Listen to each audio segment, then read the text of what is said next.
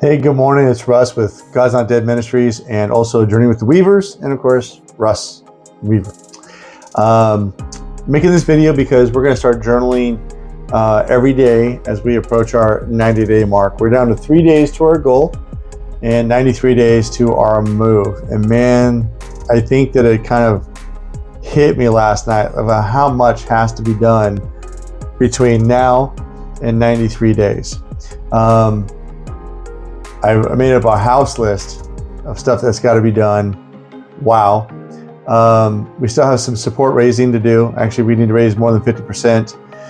We had a supporter. It wasn't a lot of money, but it was enough to bring it down just a hair.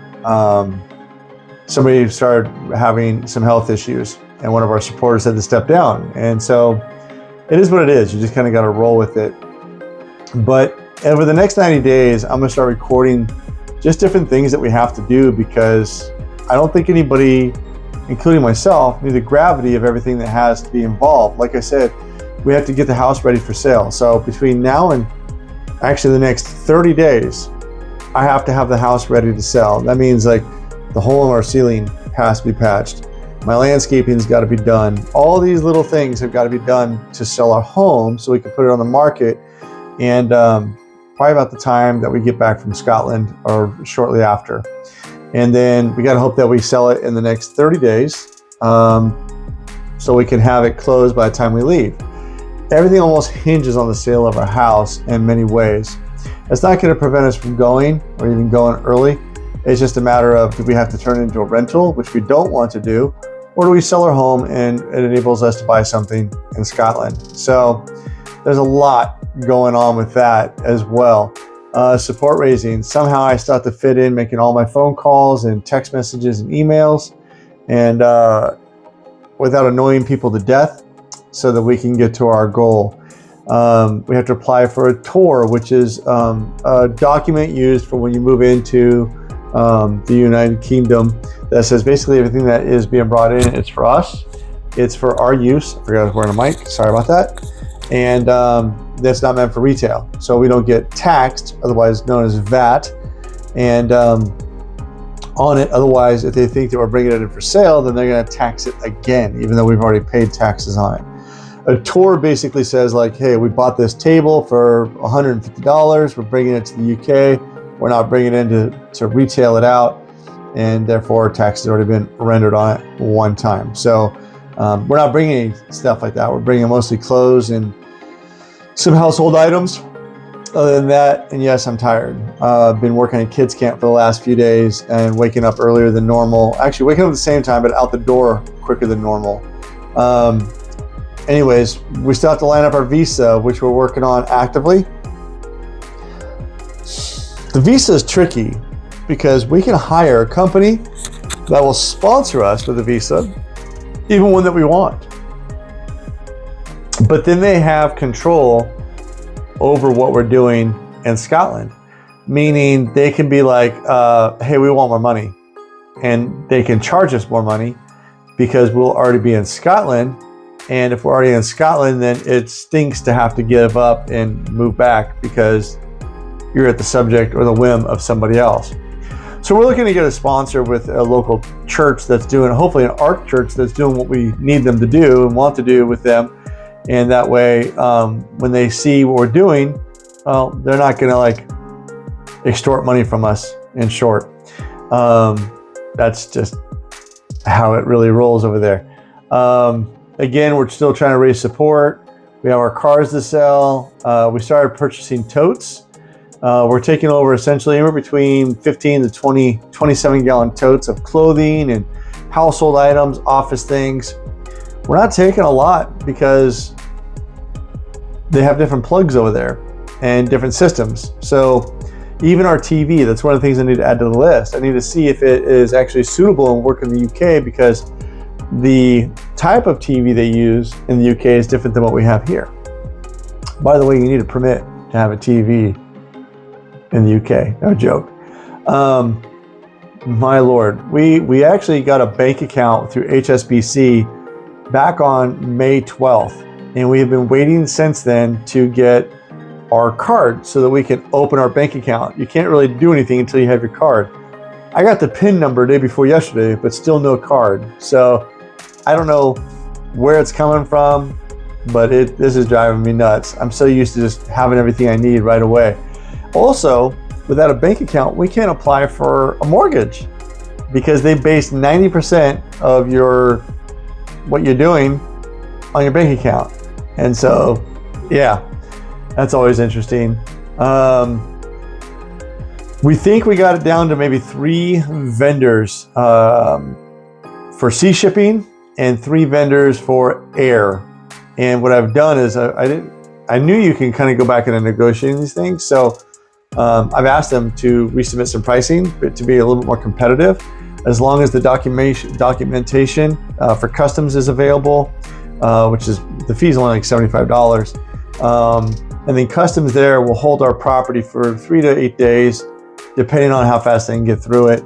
And the idea is, we know coming from the US, because US has a guns history and guns culture, we're more than likely going to have all of our totes gone through to make sure we're not trying to smuggle in any contraband, and that's fine. I don't have a problem with that. We're not bringing any guns to the UK. Don't need them. Lisa and I, when we go over in July, we're looking for a place to live. And yeah, it's just crazy. And that's all in this next month. All of that has to be done like in the next 93 days, in the next 33 days, because then we go to the second month, which is we have to update hopefully we have somewhere to live. We need to update our will and our living trust, because the way they do it in the UK is just a little bit different. So we need to have our will and our living trust match what our desires and our end of life, or the scope of what we've not done, because over there, the state can tell them what to do. And I don't want anybody telling me how to live my life if I'm living or dying. So health insurance is another one. So we're gonna have to pay for state insurance, but a lot of people, especially expats, say that there's a supplemental you should buy along with it. And you can do it in a bulk fee, which you have discounts, or you can do it a monthly fee and it's more expensive, 20-25% more expensive.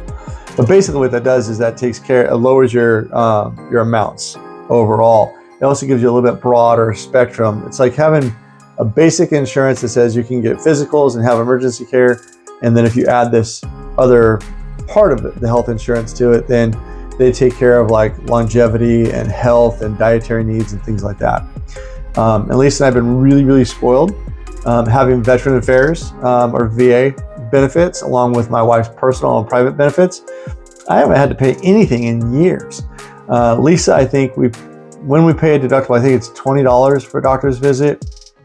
I think I usually have to pay that, but then I always get a check like in a month or 2 later from the bank, which is always nice.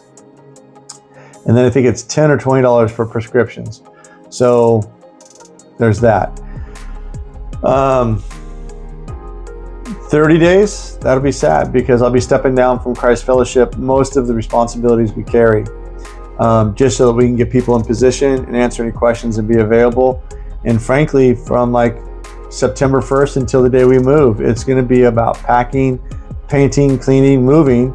And also, if we sell the house, that we're going to have to stay somewhere and maybe even put our stuff into temporary storage. We'll have to see.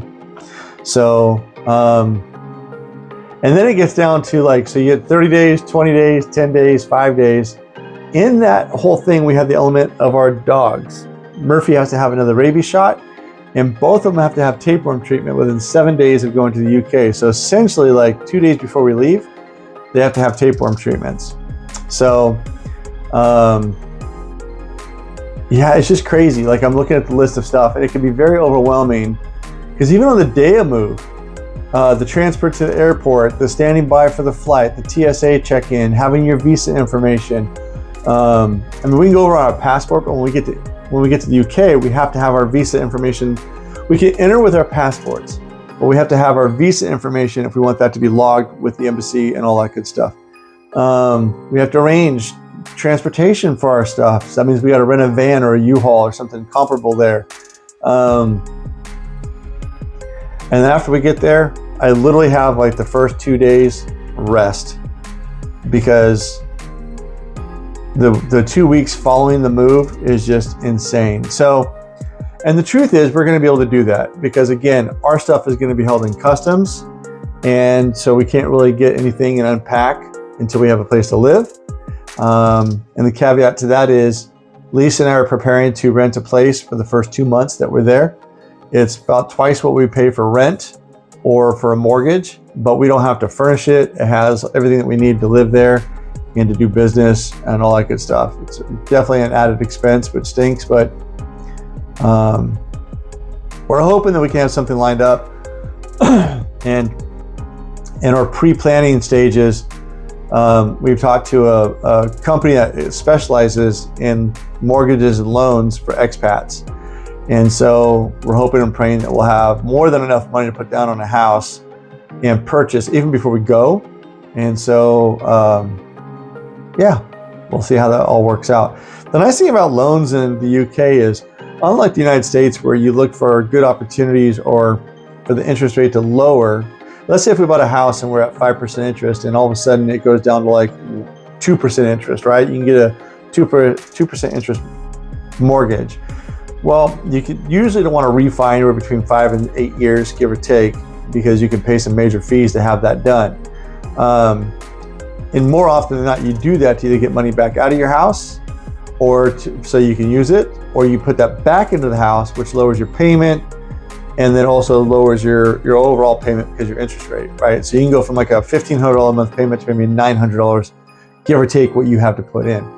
Some people refi their house based on the amount of equity they have into it. Well, in the UK, they actually treat it as a long-term loan. So instead of it being a mortgage like traditional here in the United States, they might have like a new program that comes out like in 2 years, maybe even a year. Let's say if we get into an interest, a mortgage or a loan for 5%, and the bank is like, we're going to run a special and we want people to refi or do because the way they do their underwriting, they might come back and say, we have a loan that's available for 4% interest. You qualify for it today. If you want it, you can just sign right here. I mean, literally, they do it all for you. So it's kind of cool. The conventional loan process is much different in the UK than it is in the US. So you got to buy a car. So all these things are things that have to get done before we go.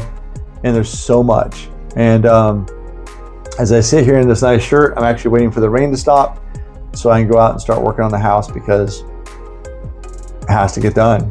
And I'm a little bit fearful. My back has been giving me some serious problems in the last couple of days, mostly tight, and now I got to go out and dig holes. But like I said, it's got to get done. So we would appreciate your prayers. Again, if you're watching this video, we have 3 days to goal, 93 days to our move. If you haven't partnered with us yet, we would ask that you would consider doing that.